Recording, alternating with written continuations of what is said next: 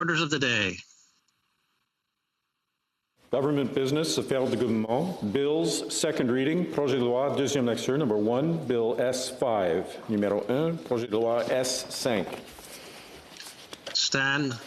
Number 2, bill C-5, numéro 2, projet de loi C5.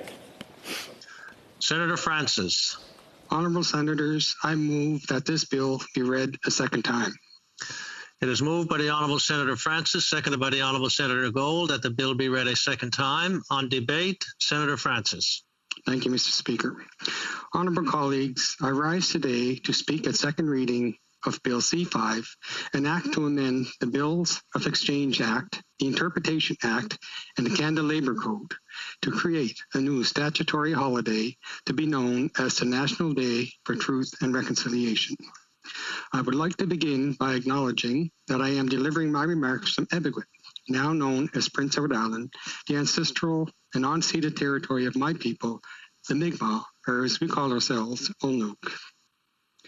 I join in the collective grief and sorrow over the discovery of 215 Indigenous children, some as young as 3 years old, were buried in unmarked graves at the site of the former Kamloops Indian Residential School, which was one of the largest in Canada and operated from the late 19th century to the late 1970s.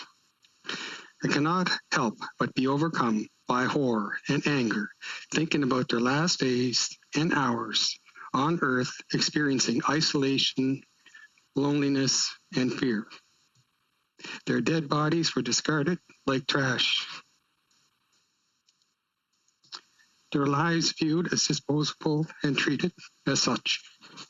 But these were children who were loved and are still loved and missed. None of them deserved to be deprived of their dignity and humanity. It may be difficult to accept that Canada, a country that has long prided itself as being a bastion of democracy, peace, and kindness throughout the world, was involved in a planned and deliberate genocide of Indigenous peoples. Yet, what other evidence do we need that this is exactly what happened here on behalf of Canada and of Canadians? We should call it what it is and not be complicit in its perpetuation. It is a genocide. There is no other word for it. Many of us are fathers and grandfathers, and we cannot even begin to fathom the depth of loss and suffering felt by the families and communities in British Columbia and across this country who are still waiting for answers and disclosure. All the wounds that never healed have been reopened and will remain so until each missing child is identified and returned home. I urge each of you to help answer the calls of Indigenous leaders and communities to assist in these efforts. I will be honest, it's deeply upsetting that it takes a tragedy of this magnitude to remind everyone that Indigenous people are worthy and deserving of care and protection, and that we have a right, just like everyone else, to lead happy, healthy, and fulfilling lives free from the consequences of discrimination, racism, and violence. I mean, it should not have to be said, but apparently it does. The time has come to move beyond words to actions. We Indigenous people have spent too long fighting for our dignity, well-being, and survival. It is time for Canada to uphold its promises and act honorably. This country will not begin to heal and reconcile until the truth is known and corrective action is taken. Only then will we build a renewed relationship between Canada and Indigenous people, one based on recognition of rights, respect, cooperation, and partnership. That is the future we should all work towards. The establishment of the National Day for Truth and Reconciliation on September 30th of each year will be one small but significant step in that direction. Colleagues, I will focus my remarks today on the meaning and the significance of the National Day for Truth and Reconciliation, which I am in unequivocal support of. It has been said before, but it bears repeating. The residential school system is not a dark chapter in our past, it is a lived reality for many. The residential school system operated in Canada for more than 160 years, The last one closed in 1996. That was only 25 years ago. The primary purpose of these institutions was not education. It was to remove children from their families and communities in order to better assimilate them into the dominant culture. It was, as it was infamously said, and I quote, to kill the Indian in the child to save the man, end quote. These actions were based on racist assumptions about the intellectual and cultural inferiority of Indigenous people and our ways of knowing and being. All of us here have a unique responsibility to help undo these past wrongs and to challenge the settler narrative that continues to ignore Indigenous histories and realities.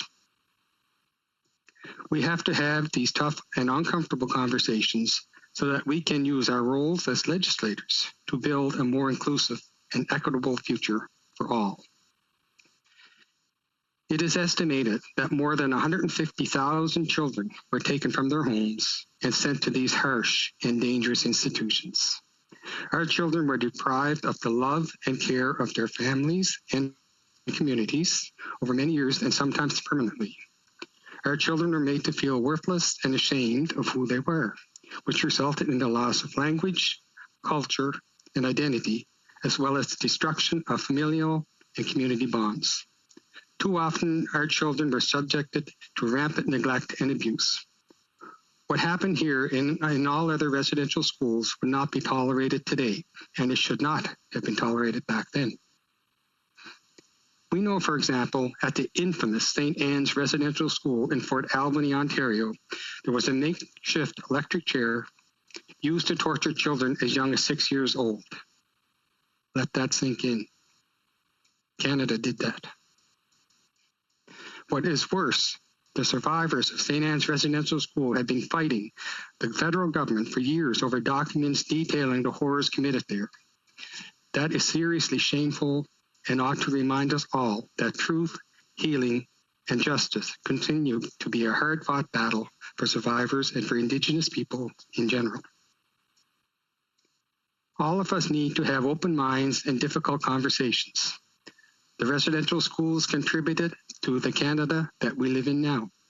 There is no debate on this point. The federal government and others must be held accountable for years of failing residential school survivors. We have to redress past and ongoing harm. Doing so will help us bring respect and trust into our relationships. It is clear we are not there yet, but that is the future we can and must build for our children and grandchildren. The trauma caused by the residential schools continues to be felt today. I have seen too many lives be lost and families torn apart. I myself attended an Indian day school, a version of the residential schools where students lived with their parents and remained in their communities. And just like those who attended residential schools, many who attended an Indian day school have had to live with trauma inflicted at the hands of those entrusted with our care. Even at 63 years old, I am not ready to speak about it. My healing is still ongoing.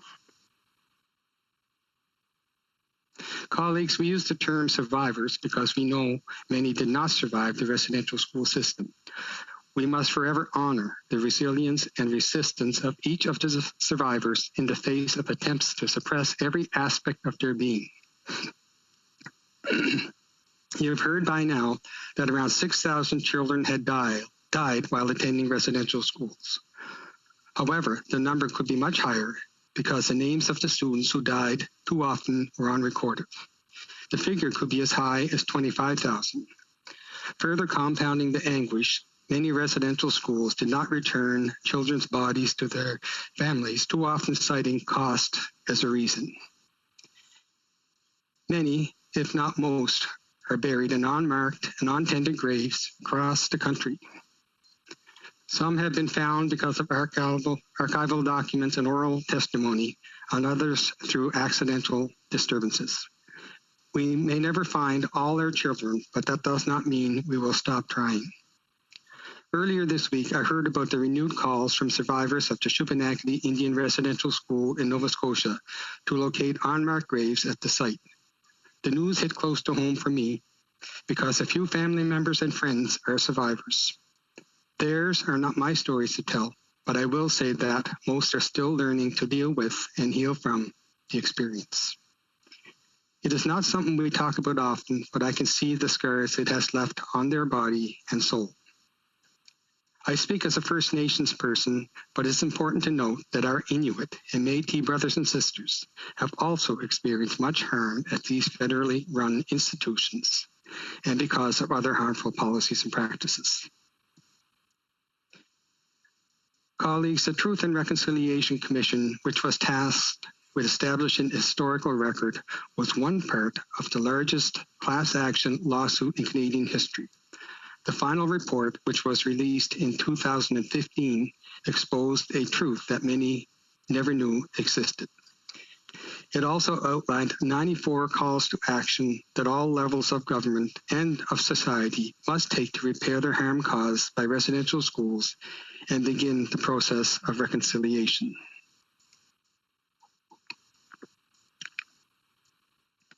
The final report of the Truth and Reconciliation Commission said, and I quote, "Reconciliation must be a way of life. It will take many years to repair damaged trust and relationships. Reconciliation not only requires apologies, reparations, the relearning of Canada's national history and public commemoration, but also needs real social, political, and economic change. Ongoing public education and dialogue are essential to reconciliation. Governments, churches, educational institutions, and Canadians from all walks of life are responsible for taking action on reconciliation in concrete ways, working collaboratively with Aboriginal peoples. Reconciliation begins with each and every one of us," end quote. 5 years have passed already since the Truth and Reconciliation Commission released its final report. It is disappointing that many Canadians are still unaware of the history and legacy of the residential school system. It is even more concerning that some continue to ignore or even deny the nature and scope of the harm caused. We have seen this happen in our chamber. This narrative must be unequivocally countered because it contributes to the prevalence of ignorant and racist beliefs and attitudes about Indigenous people that continue to affect every aspect of our lives and only add to the suffering and trauma generations of us have experienced. I am a firm believer in the notion that we do better once we know better. That is why I invite everyone inside and outside this chamber to take the time to read the 6 volumes of the final report. It is a must-read document and available online for free. Colleagues, the National Day for Truth and Reconciliation is but one step. However, it is the sum of all our individual and collective actions, of all the calls to action of the Truth and Reconciliation Commission that, when fully implemented, will create our new normal. If we follow this path, we will continue to move forward as a country in a positive direction. We can start doing this now, this week, with the passage of Bill C-5.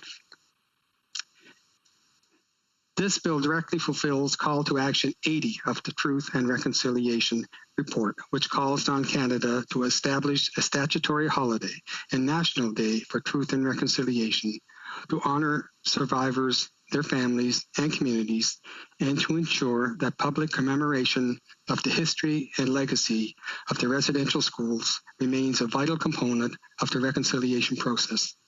The date chosen is the 30th of September, which builds on the grassroots momentum of Orange Shirt Day.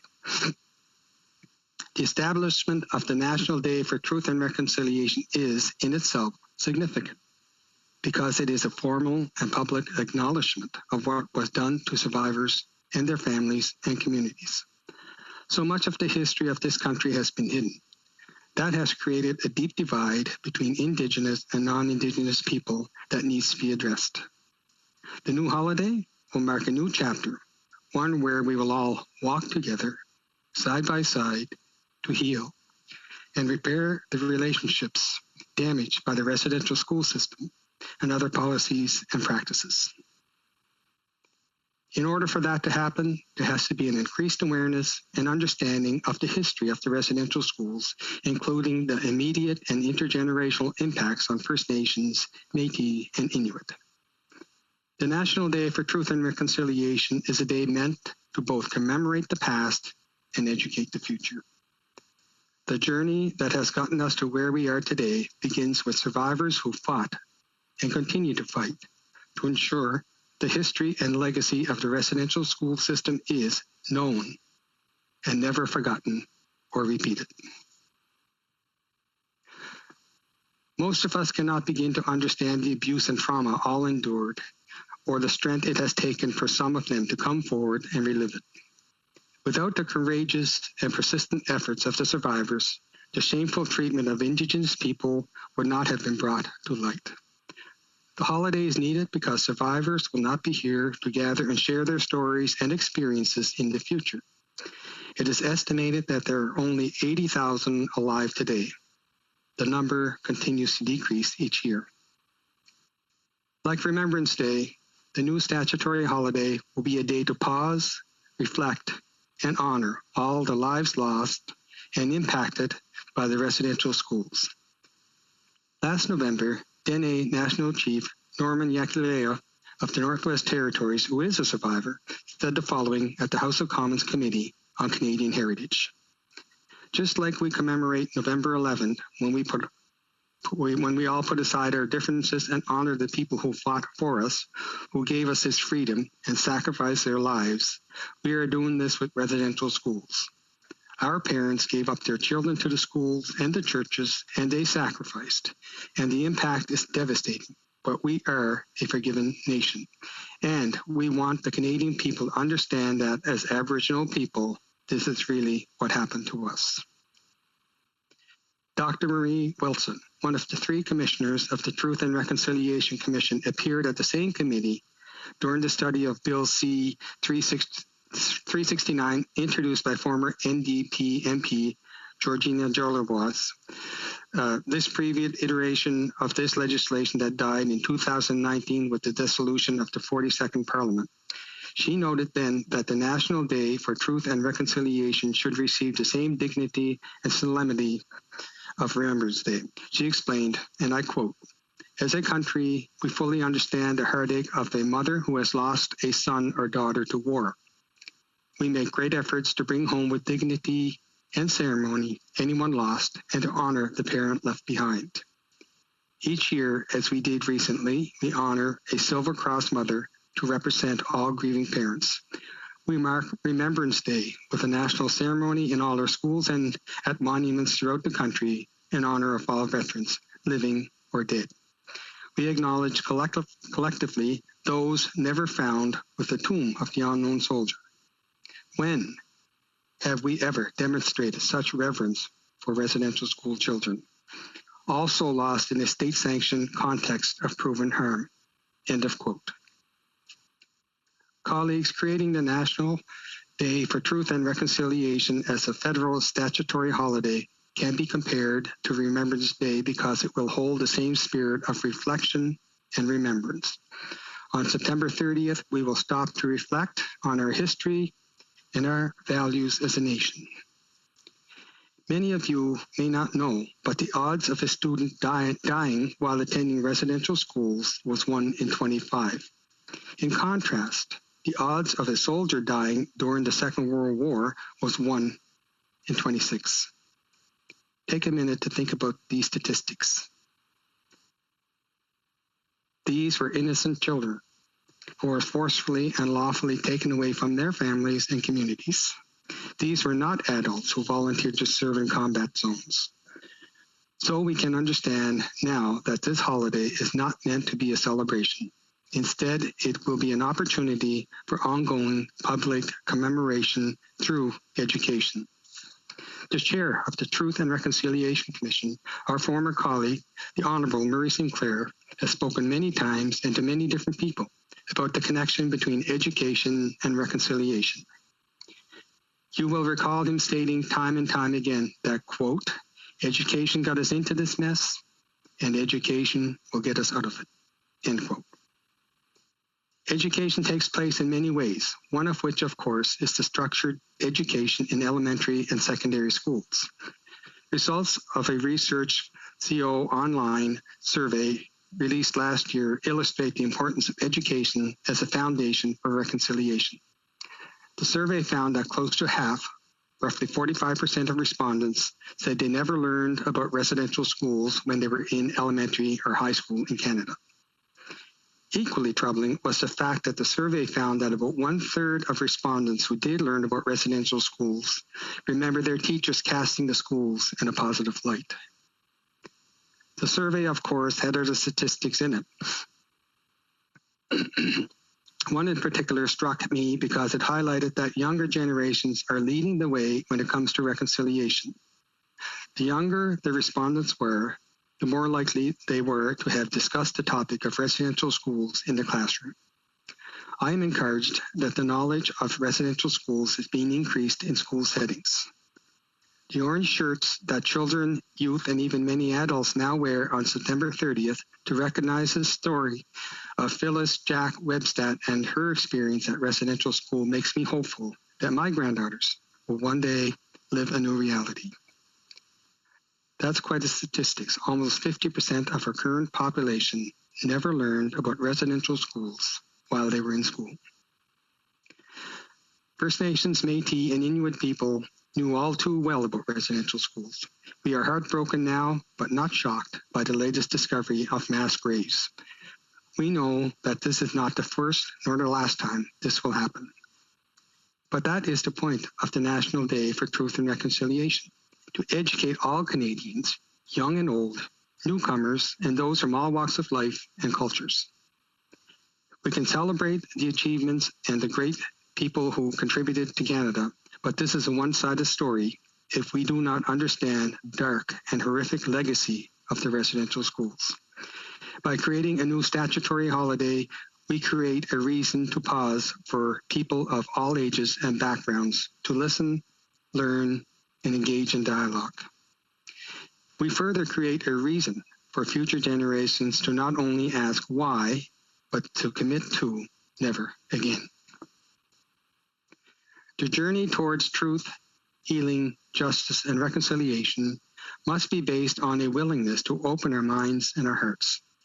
We have to be able to reckon with realities that may be uncomfortable and challenging, such as that some benefit, whether directly or indirectly, from the genocide against First Nation, Métis, and Inuit people. It is not about pointing fingers or assigning blame.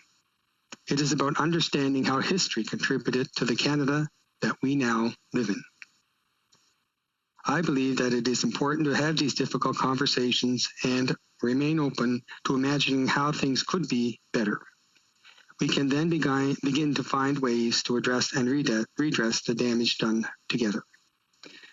Colleagues, C-5 is another step on the journey towards truth, healing, justice, and reconciliation. It is indeed all about commemoration and education. This day will help us all bear witness to our history and deepen our resolve to change the narrative. I will remind you that it is our collective duty and responsibility to make sure that we remember the survivors, their families and communities, and the lasting history and legacy of residential schools. The National Day for Truth and Reconciliation will serve as an annual reminder that truth, healing, justice, and reconciliation are not things that you can just tick off a list. Colleagues, the designation of a national statutory holiday relates to other calls to action of the Truth and Reconciliation Commission. Examples include Call to Action 57 and Call to Action 81. Given that this bill was at a standstill in the other place for 6 months, I spent a lot of time meeting with survivors and organizations working with survivors. It was important for me to hear directly from them. I learned a lot in the process and shared some of the findings with ministerial and department officials who are anticipating the first official National Day for Truth and Reconciliation next September. One of the main topics we discussed was the need to promote professional development and training for public servants along the lines of Call to Action 57. This call to action calls on all orders of government, including the federal government, to prioritize professional development around the history and legacy of residential schools, the United Nations declarations on the rights of Indigenous peoples, treaties and Aboriginal rights, Indigenous law, and Aboriginal Crown relations. I worked in the federal public service for over 2 decades, so I know that the more public servants know about these topics, the more sensitive and responsive they will be to our communities, and the more just and more equitable policies and practices will be. You do better when you know better. The work to increase awareness and understanding on the history and contemporary issues of Indigenous peoples is already underway. The Canada School of Public Service launched the Indigenous Learning Series in 2017. This learning series looks at the themes of recognition, respect, relationships, and reconciliation.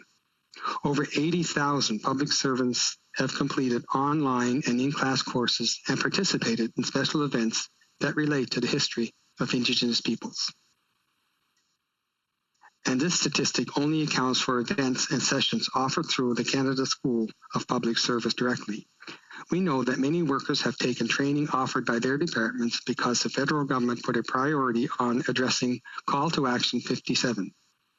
So in fact, the number is likely much higher. Just as the curricula in elementary and high schools are becoming more inclusive, so too are the professional development opportunities offered to adults in many parts of the country. Education matters, and education will indeed lead us out of this mess. It is also worth mentioning that since the start of 2021, Crown Indigenous Relations and Northern Affairs and Indigenous Services Canada, which provide many frontline services to Indigenous peoples, have implemented an Indigenous Cultural Competency Learning Policy. This is a small but welcome development, and I am hopeful that other governments, departments, and agencies will soon follow suit. That being said, we should not hold others to standards we do not hold for ourselves. I believe that when you are a leader, it is your duty to lead by example, and others will follow.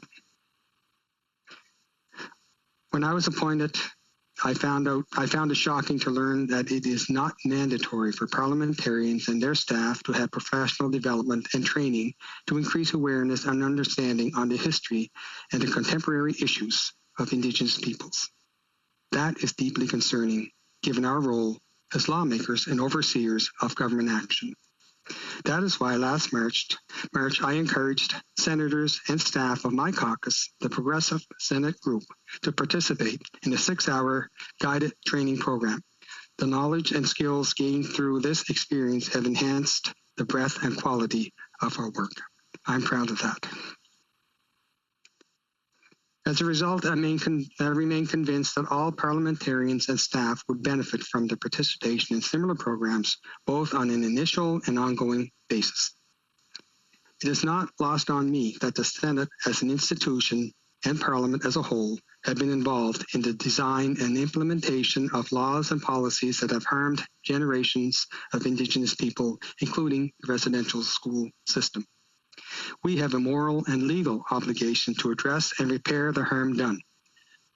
But to do that, we first have to educate ourselves on these issues. That will demonstrate a real commitment on our part to improving the conditions affecting Indigenous people and communities. That, colleagues, is my challenge to you. Please listen, learn, and act on reconciliation. We must remember that the calls to action came from a commission that studied these areas extensively. They arise from Indigenous voices and stories. Call to Action 80, creating this National Day, is a way for the federal government to show leadership by making the past visible. Call to Action 80 is one of the commemorative calls to action, along with Call to Action 81, for example, that calls for a residential schools national monument. Monuments and national days are powerful symbolic actions that signal society's values so that we are in a good space to continue all our other important work, to keep learning, and to take concrete action to right past wrongs. to contribute to the meaningful healing and to work hard every day to dismantle the systemic discrimination and racism that is ever present in our communities, in our healthcare, in our education systems, in our government institutions, everywhere in our society. I will conclude my remarks now by expressing how pleased I am that all groups have come together to make the establishment of the statutory holiday a priority. This is a nonpartisan issue worthy of our support. Since there was agreement in our chamber to proceed without committee consideration, I asked a few survivors and organizations working for survivors for short statements I could share on their behalf. This is what two of them had to say. The National Center for Truth and Reconciliation, NCTR, wrote, quote, "The National Center for Truth and Reconciliation, NCTR, is where the truths of residential school survivors are honored and kept safe for future generations. These experiences told by survivors have a spirit and must be part of Canada's living memory. The NCTR applauds the passing of Bill C-5, which will establish a day dedicated to honoring survivors and their families. In a time where heartache and loss is felt across this country and new truths are coming to light, we are solemnly reminded, and there is much work ahead in our reconciliation journey. As survivors, to share our painful experiences took immense strength and courage. This day honors the voices of all survivors and recognizes our truths," said Leila Brewery of the National Center for Truth and Reconciliation Survivor Circle. Years from now, future generations will not have the opportunity to hear from survivors directly. We must act now to build better understanding and empathy among all Canadians. We must never let this happen to innocent children ever again. End quote. Phyllis Webstad, who I spoke of earlier, added, and I quote, "The Orange Shirt Society proudly supports Orange Shirt Day, September 30th, in becoming a National Day for Truth and Reconciliation. A National Day of Truth and Reconciliation is an important and positive step to Canada's reconciliation. We hope all Canadians continue to wear their orange shirts on this day. For many years, our governments were integral and complicit in Canada's Indian residential school system. Today, we recognize the positive steps being taken by the federal government, but acknowledge that there is still more work to do. With the passing of C-5, we honor all residential school survivors, their families, and remember those who did not make it. We will always be reminded of the horrors of Canada's residential school system, as we have been this week with the remains of 215 children from Kamloops Indian Residential School were discovered. These children and their stories must not be forgotten. Every child matters." End quote. Colleagues, I said it before and I will say it again. This institution has been complicit in the historical and ongoing harm inflicted on Indigenous people. In passing Bill C-5 with unanimous support, all of us will go on record acknowledging the need to move forward together as a nation towards truth, healing, justice, and reconciliation. I urge you to support the passage of the bill without delay. Many of us are eager to participate in special events and ceremonies this September 30th to remember and honor the thousands of children who were stolen and placed in residential schools. I know Canadians across the country will join together on this day to pay their respect and to reaffirm their individual and collective commitment to the long process of reconciliation ahead. Well, merci. Thank you.